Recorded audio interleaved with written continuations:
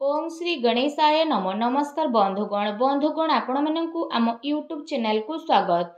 बंधुगण आजिर ए भिडियो रे आमे आपण मानकु कहबा पई जाउछु आगामी 3 दिनर स्थिति आपणकर किपरि रहिबो, केउ प्रकारर ए आगामी 3 दिन को आपण प्लानिंग करिवे, ता सहित जदि आमे आपण मानकु कहबु केउ सब क्षेत्र रे आपणकु फायदा हेबो, केउ सब जिनिस रे आपणकु विशेष रूप रे सावधानता अवलंबन करबा को पड़िबो, आपणकर लव लाइफ किपरि रहिबो, क्यारियर किपरि रहिबो, बिजनेस आउ व्यापार किपरि रहिबो एवं ता सहित स्वास्थ्यर मध्य महत्वपूर्ण इनफॉरमेशन आमे आपण मानकु देबु। आउ ए वीडियो शेष रे आमे आपण मानकु किछि उपाय विषय मध्य कहबु, जहा द्वारा आपण ए दिन को आहुरी अधिक शुभ और मंगलदायक साब्यस्त करि परिबे। तेणु आगो को वीडियो आरंभ करबा पूर्व आमर आपण मानकु रिक्वेस्ट कि जदि आपण आमर ए चैनल ले नुआ आछंती तो चैनल को सब्सक्राइब करंतु एवं सांगरे नोटिफिकेशन बेल को मध्य ऑन करंतु, जहा द्वारा समय समय रे सह अपलोड हेउतबा नुआ नुआ वीडियो रो नोटिफिकेशन आपनकु मिलिबो। आसंतु जानिबा किपरि रहइबो ए आगामी 3 दिन आपनक पई विशेष भाबरे। जदि आमे आपण मानकु विशेष रूप रे कहबु, सबुठारु प्रथमे कहबु कि कोन आपनक पई ए 3 दिन रे पॉजिटिव रहबा पई जाउछि।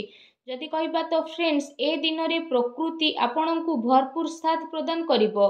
कौनसी लाभदायक एवं महत्वपूर्ण समाचार मिलिबा कारणरू आपण निजे निजकु आत्मबल एवं भावनात्मक रूप से बहुत अधिक सशक्त अनुभव करिवे।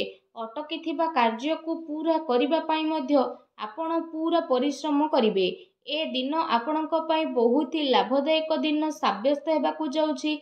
ए दिन रे कोनोसी महत्वपूर्ण समाचार आपणको अवश्य मिलिबो। आर्थिक समस्या सुधुरिबो। अटकी थिबा कोनोसी जमी बाड़ी संबंधित कार्य रे आपणको सफलता मिलिबार जोग मध्य बनुछि। एहा द्वारा पुराणा मित्रंको द्वारा साक्षात हेबा कारणरू मन बहुत प्रसन्न रहइबो। सुख सुविधा भली जिनिस को आपण किना किणी करिके निजर टाइम को स्पेंड करिवे। निजर प्रतिभा आ क्षमता को बुझंतु।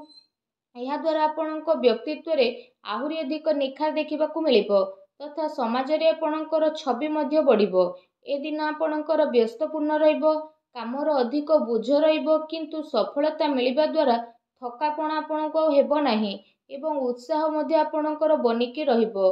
घरे बंधु को आगमन द्वारा मौज मजलिस रे टाइम को स्पेंड करिवे। निजर योजना को सफल बनेकी रखिबा पई ए दिन आपणको पई बहुत ही उत्तम रहिबो।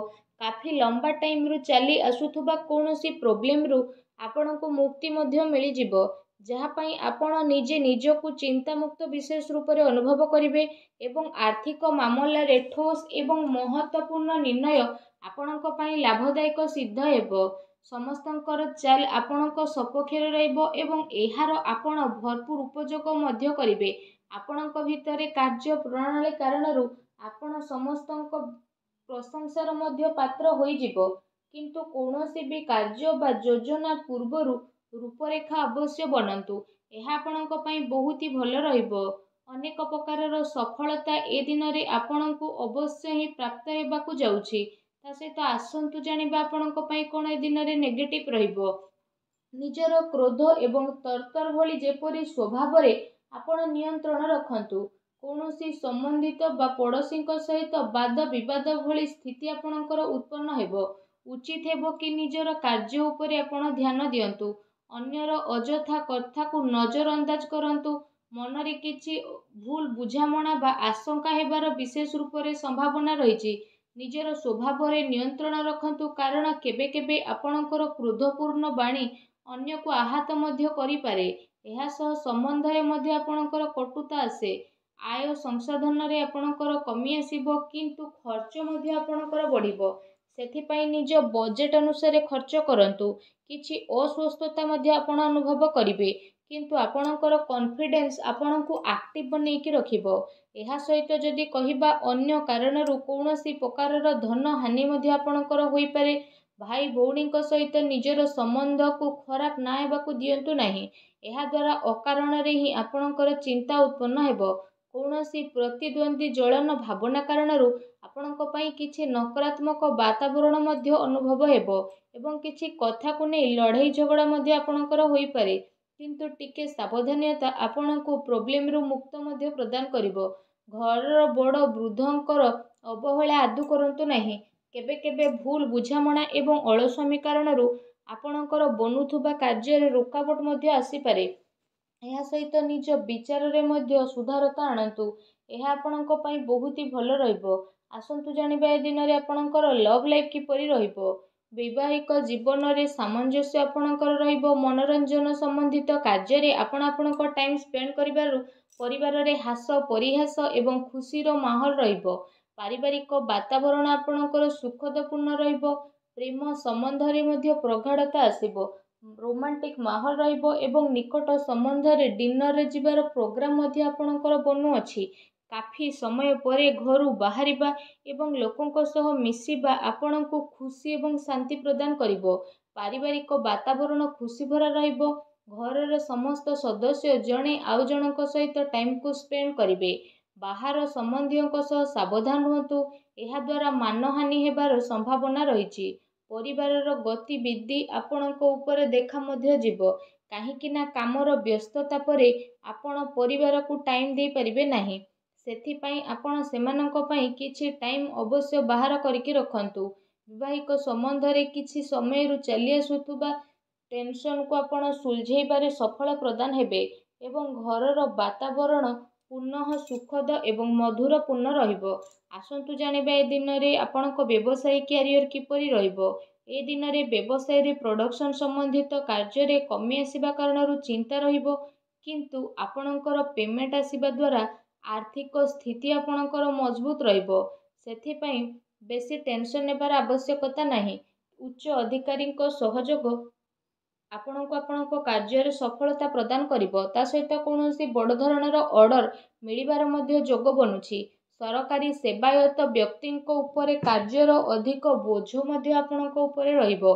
କାର୍ଯ୍ୟ କ୍ଷେତ୍ରରେ କୌଣସି ନିର୍ଣ୍ଣୟ ଏକା ନିଅନ୍ତୁ ନାହିଁ। ଟିମ୍ ୱାର୍କ ବନେଇକି ଆପଣ ସବୁବେଳେ କାମ କରନ୍ତୁ। ଏହାଦ୍ୱାରା ବ୍ୟବସ୍ଥା ଉତ୍ତମ ବନିକି ରହିବ। ଆର୍ଥିକ ମାମଲାରେ କାହା ଉପରେ ଅଧିକ ଭରସା କରନ୍ତୁ ନାହିଁ, ନା କୌଣସି ପ୍ରକାରର ସମଝୋତା କରିବେ। ବ୍ୟବସାୟିକ କ୍ଷେତ୍ରରେ ଆପଣଙ୍କୁ ଆପଣଙ୍କର ପରିଶ୍ରମର ଅନୁରୂପ ବହୁତ ଭଲ ପରିଣାମ ମଧ୍ୟ ହାସିଲ ହେବ। ଏ ଦିନରେ ଆପଣଙ୍କୁ ଆପଣଙ୍କ ଭାଗ୍ୟର ଅଧିକ ସହଯୋଗ ମିଳିବ। ଚାକିରି ପେଶା ବ୍ୟକ୍ତି କୌଣସି ସରକାରୀ ମାମଲାରେ ଫସି ମଧ୍ୟ ପାରନ୍ତି, ତେଣୁ ସାବଧାନ ରୁହନ୍ତୁ। ବ୍ୟବସାୟିକ ପରିସ୍ଥିତି ଆପଣଙ୍କର ଅନୁକୂଳ ରହିବ। ନିଜର ପୁରା ଧ୍ୟାନ ବିଜନେସରେ କେନ୍ଦ୍ରିତ କରନ୍ତୁ। କୌଣସି ବଡ଼ ଲୋକଙ୍କର ମିଳିବାର ସମ୍ଭାବନା ମଧ୍ୟ ରହିଛି। ବ୍ୟବସାୟିକ ଗତିବିଧି ସମ୍ବନ୍ଧିତ ଯୋଜନା କୌଣସି ବାହାର ବ୍ୟକ୍ତି ଆଗରେ ଆପଣ ସେୟାର କରନ୍ତୁ ନାହିଁ। କେହି ଏହାର ଅନୁଚିତ ଉପଯୋଗ ମଧ୍ୟ କରିପାରେ ଏବଂ ଅର୍ଡର ସମ୍ବନ୍ଧିତ ସବୁ କାର୍ଯ୍ୟରେ ପକ୍କା ବିଲ୍ର ଆପଣ ଉପଯୋଗ କରନ୍ତୁ। ଚାକିରି କରୁଥିବା ଜାତକଙ୍କ ପାଇଁ ଏ ଦିନ ବହୁତ ଲାଭଦାୟକ ଦିନ ରହିବାକୁ ଯାଉଛି। ଏହା ସହ ଚାକିରି ସମ୍ବନ୍ଧିତ ଏ ଦିନରେ ଆପଣଙ୍କୁ ବହୁତ ଭଲ ଖୁସି ଖବର ଅବଶ୍ୟ ହିଁ ପ୍ରାପ୍ତି ହେବ, ଯାହାଦ୍ୱାରା ଆପଣଙ୍କୁ କାଫି ଖୁସିର ଅନୁଭବ ହେବ। ଆସନ୍ତୁ ଜାଣିବା ଏ ଦିନରେ ଆପଣଙ୍କ ସ୍ୱାସ୍ଥ୍ୟ କିପରି ରହିବ। ଗ୍ୟାସ୍ ଏବଂ ଏସିଡିଟି ଦ୍ୱାରା ଆପଣ ପ୍ରୋବ୍ଲେମ ରହିବେ। ଖାଦ୍ୟପେୟରେ ସଂଯମତା ରଖନ୍ତୁ। ବ୍ୟବସ୍ଥିତ ଦିନଚର୍ଯ୍ୟା ରଖିବା ପାଇଁ ଆପଣଙ୍କୁ ଆବଶ୍ୟକ ରହିଛି। ସ୍ୱାସ୍ଥ୍ୟ ମୌସୁମୀ ପରିବର୍ତ୍ତନ କାରଣରୁ ଥକାପଣ ଆପଣଙ୍କୁ ଅନୁଭବ ହେବ ଏବଂ କମଜୋରି ଅନୁଭବ ହେବ। ନିଜର ଇମ୍ୟୁନିଟି ସିଷ୍ଟମକୁ ଷ୍ଟ୍ରଙ୍ଗ କରନ୍ତୁ। ତା ସହିତ ନିଜ ସ୍ୱାସ୍ଥ୍ୟକୁ ଆହୁରି ଅଧିକ ଭଲ ରଖିବା ପାଇଁ ଆପଣ ପ୍ରତ୍ୟେକ ଦିନ ଯୋଗ କରନ୍ତୁ, ବ୍ୟାୟାମ କରନ୍ତୁ ଏବଂ ସୁସ୍ଥ ରୁହନ୍ତୁ।